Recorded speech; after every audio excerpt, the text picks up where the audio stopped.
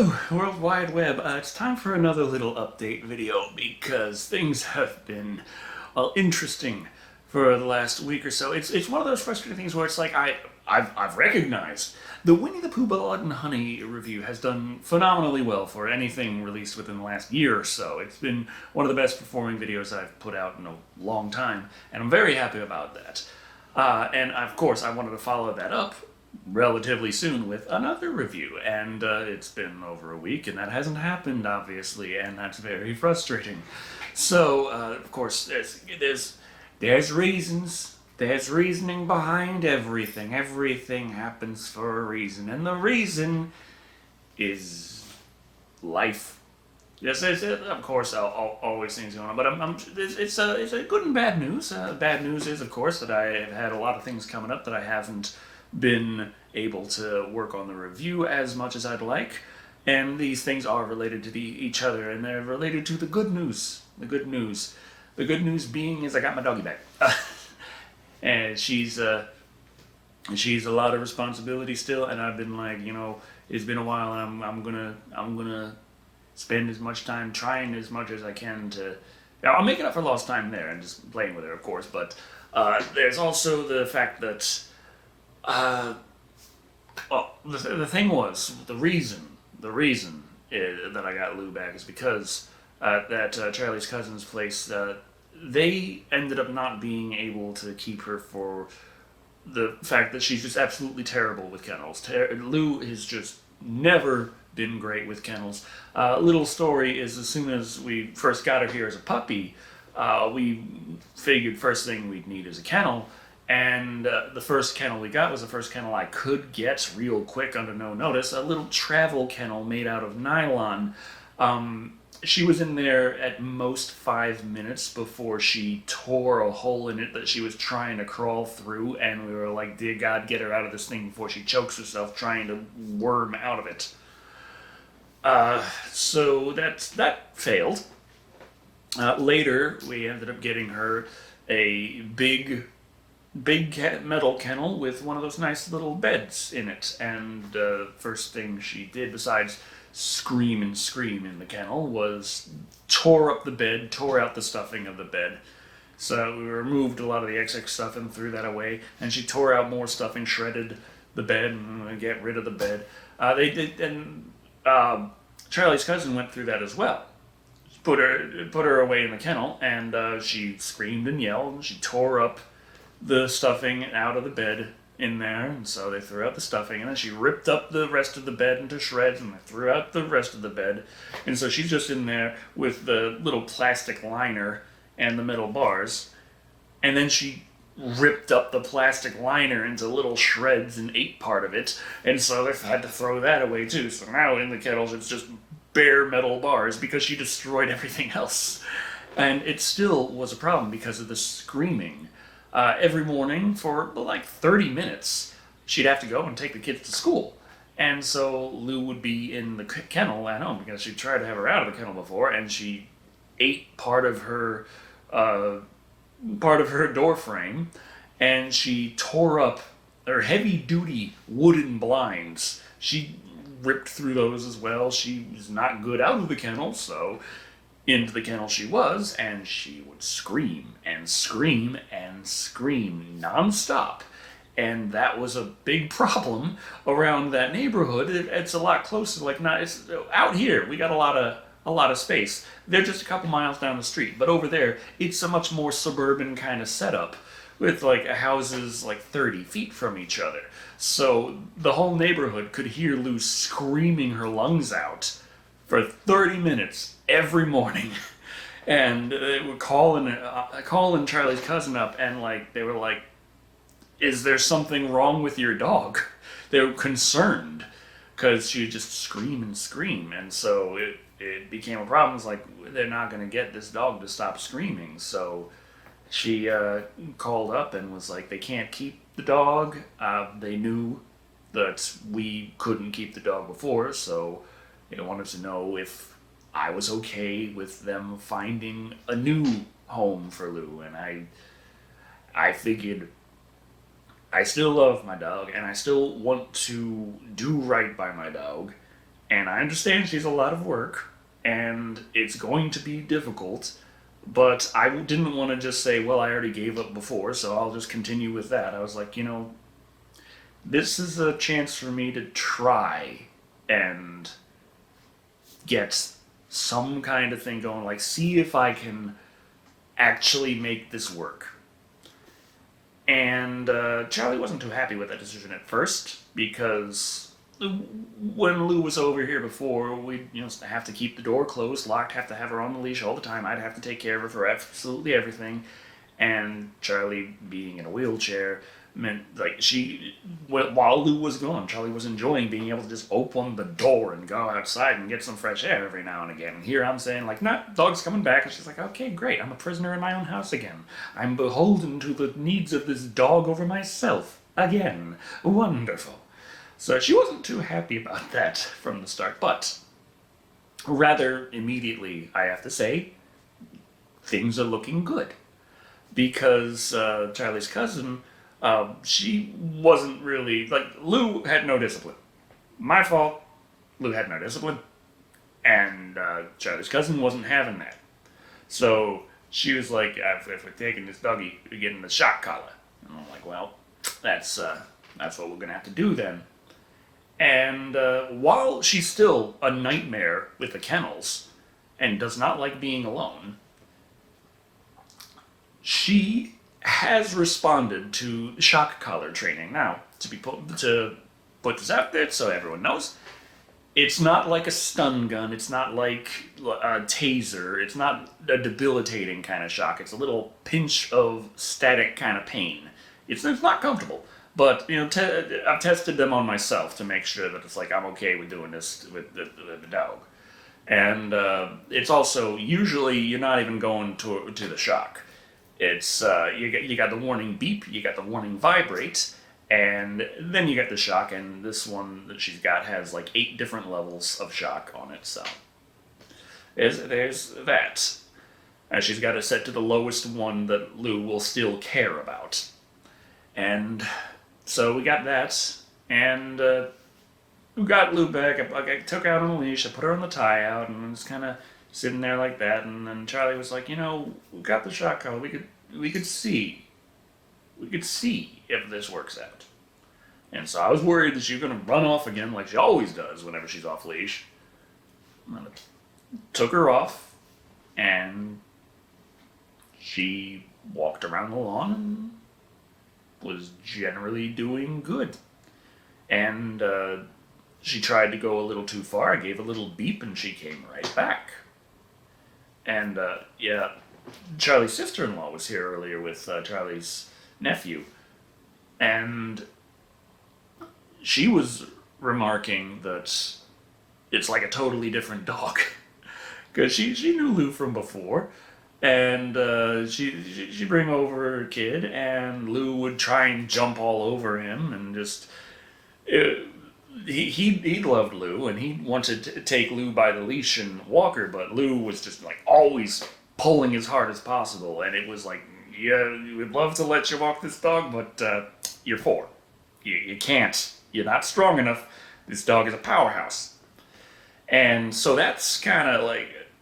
Now she just was walking and playing, and I went out. I got more toys for Lou, so I can actually back when she was a puppy, and I didn't have to worry about her running off. She didn't run off like that. I was throwing balls. She's running, grabbing them, bringing them back, running past me, sitting down and chewing the balls up and destroying them. She still hasn't quite got the hang of fetch yet, but I'm able to throw something outside and she'll run after it. I'll throw the frisbee, she'll run after it, pick it up, and run around and try and chew that up as well.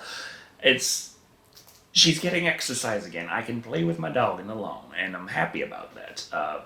In the evening, I still have to be sure to keep her on a leash, because we got the rabbits that come out, and the one night when I took her out for an evening walk, and it was completely off leash, just the little shock collar, there was a rabbit. She spotted it right away, and I was like, ah, crap. And she started darting at it, and I'm like, beep. And she did not care. She was after the rabbit. She was in the woods, and I'm like, okay, shock. And then I hear a little yelp, And she comes running out of the woods, and then she runs back over to the porch and like, let me back in. And I'm like, well, we're taking you out so you'd use the lawn. And it took a while for her to come down because she's like, no, there's something out there and it zapped me and I don't trust it. Now, I've been trying to move to the vibrate more than the beep because there's a little problem with the beep training, that being that she'll react to all beeps. And we got the work site out front. It's far enough away, but still, they have big trucks that go there, and when they're backing up, they're making a beeping sound. And that beeping sound concerns Lou now. And we gotta remind her that that's a fine beep. That's a far away beep. You don't have to worry about that beep. But it is also handy that, Charlie has a little horn on her, the little horn button on her wheelchair, and she can press that and it makes a beeping sound. And it's good for her to be able to respond to that beep. Like, oh, I'm being called, I recognize that beep, there's something, I shouldn't be doing something, and I should head back that way. That's fine.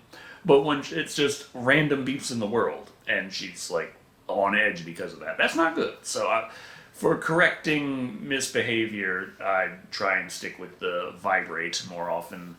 But today, it was just like, I was going to try and see about getting more work done on, I'm almost done the scripts for the Cocaine Bear review.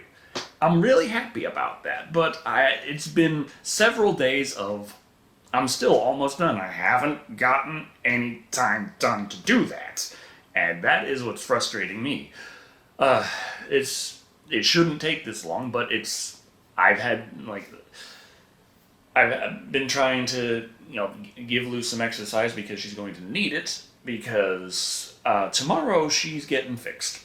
And she's not going to be able, I'm not going to be able to be like, okay, go run around and roll in the dirt and stuff. And that's another thing, I have to give her a bath right after I'm done this video. Because today, like I said, Charlie's sister-in-law showed up and was there fishing at the lake with her son. And they had their dog with them, and so it was a chance for Lou to socialize and run outside and play, and so I had to be there with the little thing in case I needed to correct her, and oh boy did I need to correct her today. Because, they're just running around in the lake, and she's playing too hard with their puppy, and so I had to, when the puppy was done, when the puppy was, sitting underneath Charlie's wheelchair, I'm done, please stop, and Lou was still trying to play. It's like, okay, back up. They are finished. You can just hold up now. Just enjoy nature. Lou jumped around in the lake with the puppy. Lou was running around, rolling in the mud. And Lou found, it looks like part of a dead squirrel. I don't know where what got that one, but she tried picking it up and running off with it when I was telling her no and telling her to drop it, and she was still running. So I gave her a little zap for that one. And she dropped it. But, I need to give her a bath. She's got an appointment early tomorrow morning, and I don't want her to be just covered in filth and mud in general. But, especially, we'll be going somewhere, and it's supposed to look nice here. But it's going to be interesting because we set the appointment with them for us to take Lou back when we were first getting Lou over to Charlie's cousins, and the understanding was that they were Lou's new owner, and now, in the time that it took between getting to the appointment and then, now Lou has returned to, this family. And it's good overall. In the long term, I'm sure that things will be nicer, and I won't have to spend quite so much time micromanaging Lou. And she's going to be outside more, and she's going to get more exercise, and that's good. That's great. Charlie can work the little remote too in case she needs to discipline Lou and keep her under wraps. And I should be able to work on my work and not have to be like, oh, well, this whole day just went to the dogs. But today was an important day. It's not every day she's going to be able to socialize with another dog in the family. not be able to see the kids as much. So it was good to let her spend this day running a whole bunch of energy, doing a whole bunch of stuff because she's gonna need a couple of weeks to heal. So yeah, we're gonna have her more inside for that, which means I'll have more time spent working on the work as I'm supposed to do. Like it's important. It's very important because yeah, I'm hope that there's the end goal effectively, like in terms of the collar things. A halo collar looks like it would be a lot more, within the possibility of if I get the stuff going on YouTube, fine. There's probably not going to be much of an issue at all getting that, and I'm going to be able to set up a virtual fence that way. There's probably a subscription attached to it, but it's still. I was estimating like how much a fence would cost, a proper fence that would be able to stop Lou all around the whole property, and that would be looking at about 75 grand. Like that's a conservative estimate, and yeah, the Halo collar is much less than that, like about 1% the cost. So yeah, that's about that's a closer goal there, but I still need to do my work. I need to get on this. I need to deliver to you the reviews that you're subscribed for, the reviews that you like. And another thing is, now that I'm actually able to post them natively to Twitch, there's not Twitch, to Twitter. I've been able to post them natively to Twitch for a while, but I just don't. Interesting. But Twitter is they just made it so that if you're subscribed to Twitter Blue, you're able to post videos up to 2 hours long, up to 8 gigabytes in size, up to 1080p. So I'm like, okay, that sounds like a plan. I can process my stuff in a 1080p version and upload that straight to Twitter and hopefully grow the brand that way. I want to get it on the ground floor of Twitter making itself a destination for long-form video content. I don't know how well it's going to work out. It's kind of like, hey, you can post really long things on Twitter as well. But how often do you see that? And how many times do you see read more and you actually click on it? Probably not that much. But it's there. So I'm seeing, I'm dipping my toe in. I would say it's costing me nothing, but it's $8 a month. Probably up to $11 soon. I don't know if they've done that yet, but it is what it is, as I tend to say in these videos. But yeah, life's been life, and I'm still working on it, and I'm wanting to make side content that's a little more interesting, kind of like the Lost Leprechauns video. That was a lot of fun. I want to do more stuff like that. The Let's Keep It Short Shorts video. That was a lot of fun. I want to do more stuff like that. But I gotta do the Cocaine Bear review, and it's taken me way too long, so I'm making this video. Lou's back with us. She's getting fixed tomorrow, and it's been crazy. And I wanna show. Come on, Lou. Oh, she's napping on the bed right now. But oof. Here we go. Here she is. Hi, Lou. It's okay. So here's her little shock collar. Got it on top of her other collar. Should take this off. You're gonna have to take a bath soon anyway. But yeah, we need the pink regular collar to fit the leash on. But yeah, so we got the little shock collar. We don't have it on too tight. But, you have to take it off every night anyway because it's got to be close enough for the little prongs to reach the neck. And, yeah, should have a little, that shows that it's on, the little green flashing light.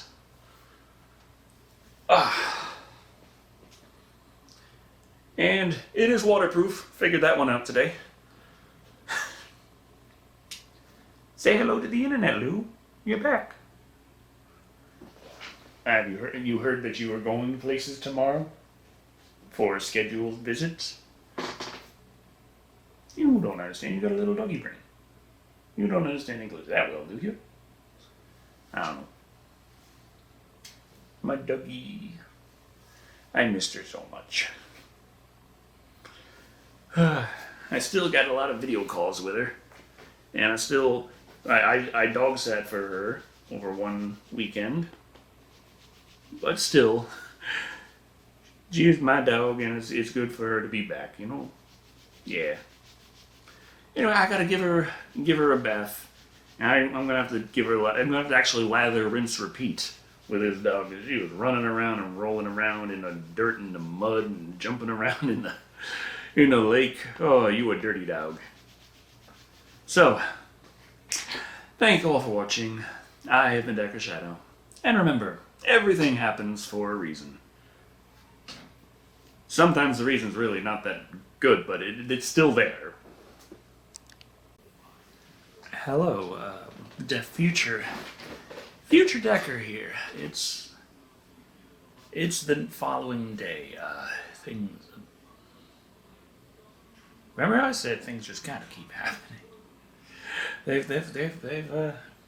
kind of kept happening. It's been a time. Now I've been having trouble with my phone. Like literally after turning off the camcorder and starting to bathe Lou, I was called out to the living room because the air conditioner that last year was causing a problem because it was leaking water into the living room. And so we paid $1,900, was it? $1,700? I can't remember exactly just how close to 2,000 it was. But we paid for a professional to come out and fix things up with a lifetime guarantee. And it's been less than a year, less than a standard manufacturer's warranty, and it's leaking again. And we're having that to deal with. That was kind of still going on. I went up. I tried to see what I could fix myself, of course, but it's an issue still.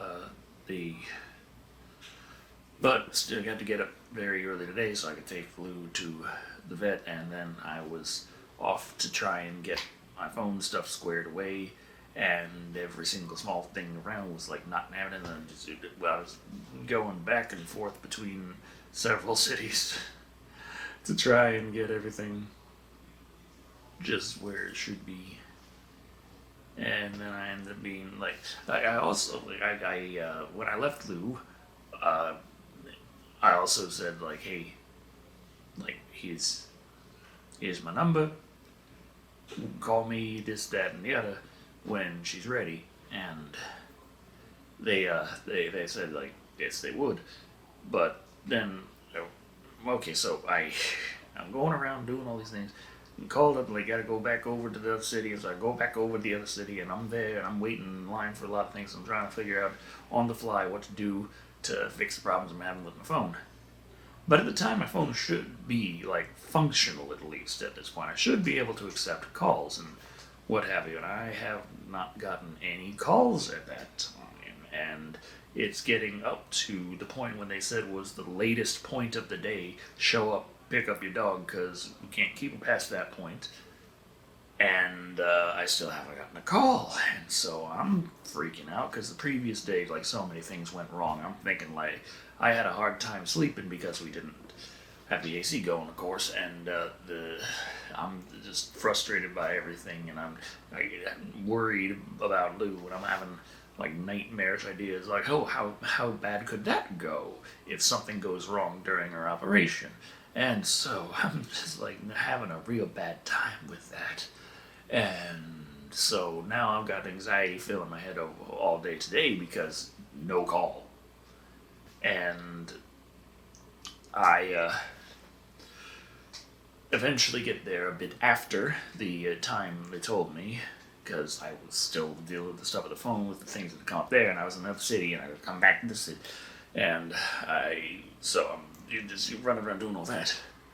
And I get there, and Lou's okay. She's, just gotten all that done, so she's not feeling great, but she's fine. Everything went fine. They did try to call me, I just couldn't get through because the phone was messing up again. So there's that. And so now I got her back, but she's hurt and uncomfortable. She hasn't eaten or drank, and she's supposed to eat and drink, and I'm feeling terrible. Like, I know it's like it's what you should do. Is get things taken care of. That's right. That's fine. But I'm just looking at her like she is not behaving herself, and I feel like I've just done something terrible. But yeah, everything went fine, and it's just the whole thing. She got a cone on her head right now. Tried to take that off to let her eat and drink, but she didn't eat or drink anything, so I put it back on because I don't want her to chew up her stitches. Because she will. As soon as she feels slightly better, she's gonna.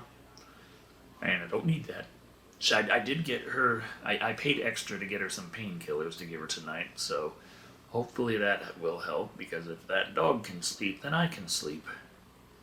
And this is chalk this up as another day where I did not get all that much done in terms of work on the script. I got oh I got like 3 paragraphs of script done. That's more than I thought, actually. So cool.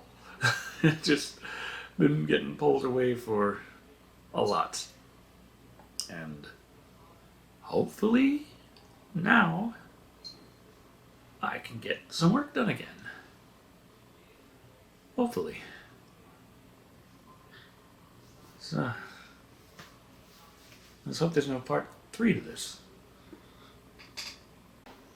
Okay, update 3. Yeah, the script is just about done. I pretty much finished. I just have a few little things I gotta hammer out on that, and that's that. But Lou's doing better and worse, and her incision is at least opened enough for some of her insides to start coming outside, which of course is less than optimal. And of course, we find this out right after the vet is closed, so we have to wait until tomorrow to get her down there, and it's nothing done about that. So for the time being, she has a couple of band-aids holding that. Well, it's not like holding it. It's not like the stitches are gone, but they certainly don't seem to be working quite as well as they should. And Lou, it's okay. She's crying because the kids are outside and she wants to run around and play, and it's doing me a concern because I'm like, you can't do that right now.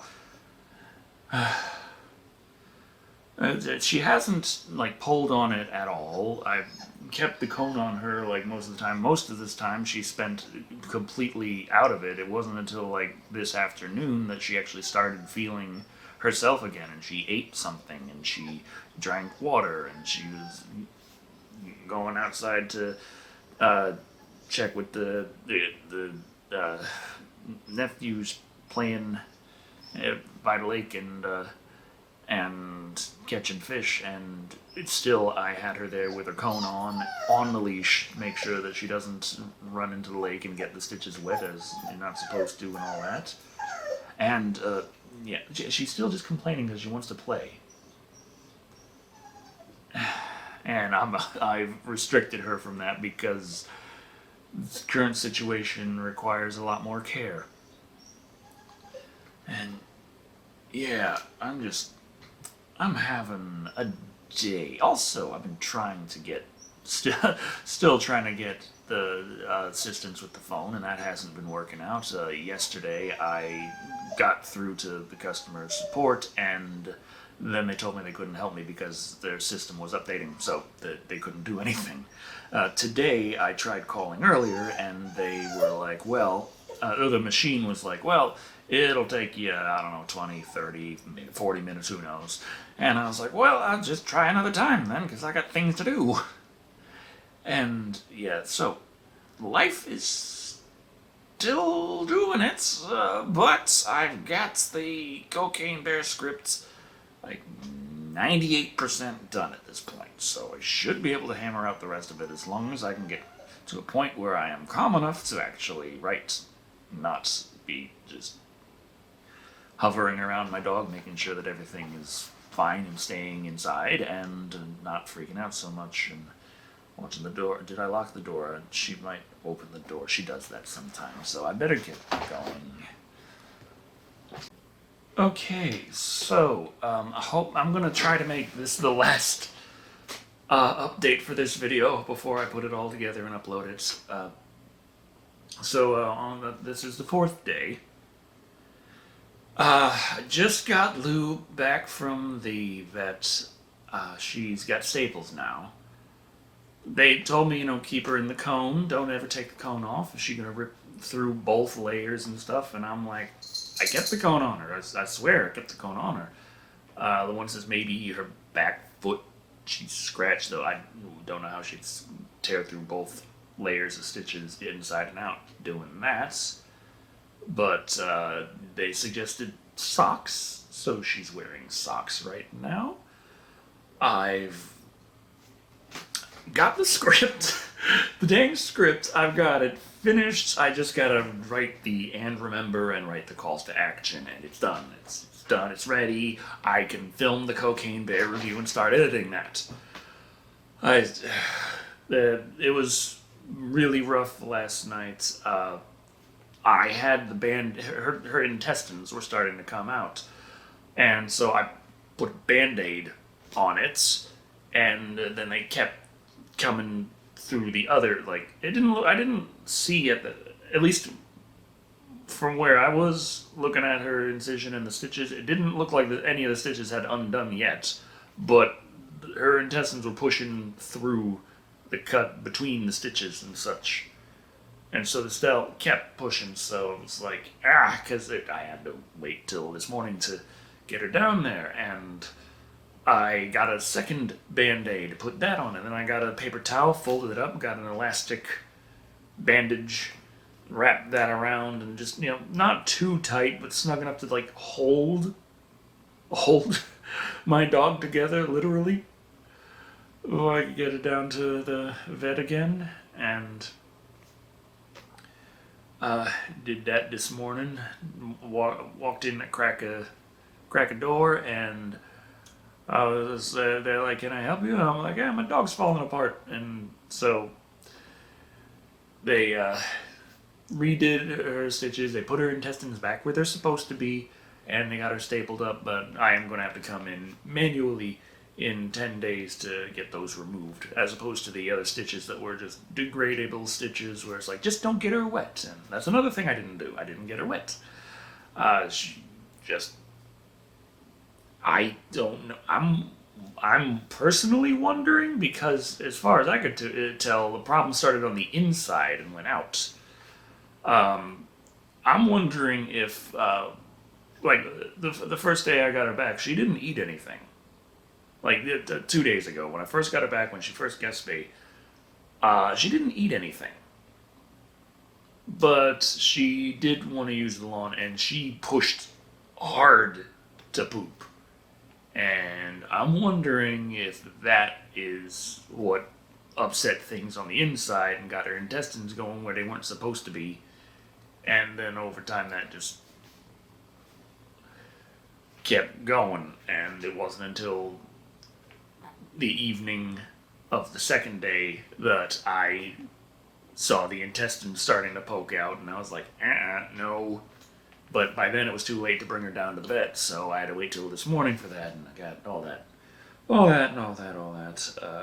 Which means I still haven't taken care of the phone thing yet, because I was like, I need a number that they can reach me at, so I just gave them the current number I have on the phone I got, so it's just, it's trying to transfer things, and it's all kinds of, and now there's, trying to let everyone know everything's okay, and people are upset, and I'm like, no, please don't start anything. That is not what I need. I do not need anything else this week. I've had quite enough of a week already, and yeah, so, also, it's the 25th, and I still need to do the Patreon rewards. I still need to do the podcast. I still need to do the creepypasta readings. And this Saturday is Live and Wired and the Patreon live feed. So That's all coming up real fast now that everything's just piled up all of a sudden. But yes, work continuing. Lou is okay. She's still there. She got her cone on. She's. There we go. There's my doggie. Let me just.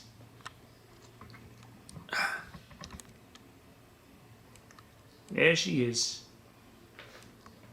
Yeah, Lou, it's okay. People are probably just wondering if you're okay, and I'm not gonna go over there and pick you up to show you off like that. She's been resting since coming back from the vet today. This is the first time she's had her eyes open since then.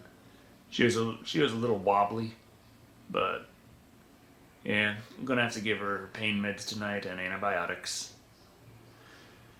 and try and get her to eat and drink and all that. So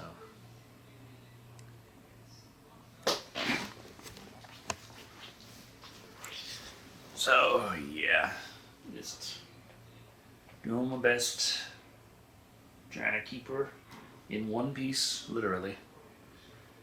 And yeah, gonna get started on that Cocaine Bear review as soon as I can, actually filming and editing and all that fun stuff. So